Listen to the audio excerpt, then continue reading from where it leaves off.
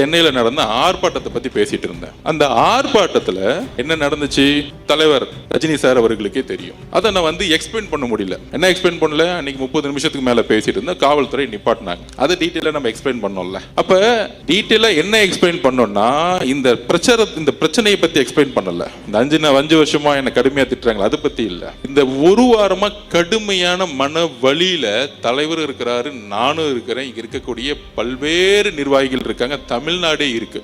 அது என்னது? அன்னைக்கு ஆர்ப்பாட்டம் தமிழ்நாட்டிலே முதல் முறையாக தமிழகம் முழுவதும் உருவாக்கிய கட்சி நம்மளோட கட்சி. அந்த ஆர்ப்பாட்டம் எதற்கு? சட்டம் ஒழுங்கு பாதுகாப்பு. அதுல என்ன பிரச்சனை?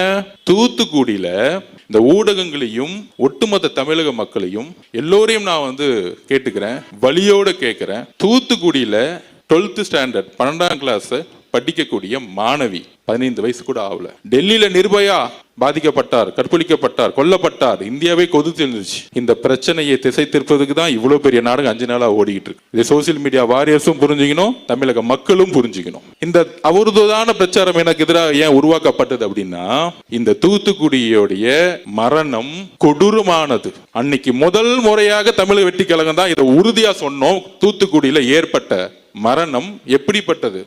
6 மணிக்கு அடுத்த நாளே நான் தூத்துக்குடி போயிட்டேன், வீட்டுக்குள்ள போயிட்டேன்.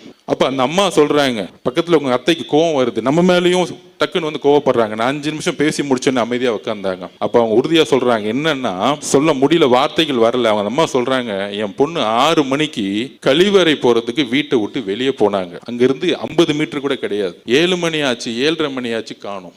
காவல்துறை கிட்ட போறோம், போலீஸ் ஸ்டேஷன்ல திருப்பியும் காணும். சார், காவல்துறை கிட்ட போகும்போது திருப்பியும் முடியாதனால நாங்க தேடி தேடி பாக்குறோம், ஊர் மக்கள் ஃபுல்லா தேடி பாக்குறோம். அடுத்த நாள் 2:30 மணிக்கு கண்டுபிடிச்சிருக்காங்க அந்த குழந்தையோட உடலை.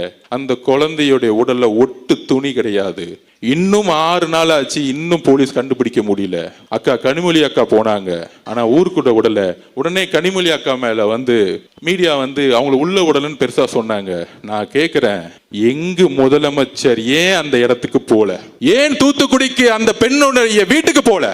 இதனால்தான் நான் கோவப்பட்டு முட்டாள் முதலமைச்சர்னு சொன்னேன். அவர் மேல அவதூறு பரப்புறதுக்காக இல்ல.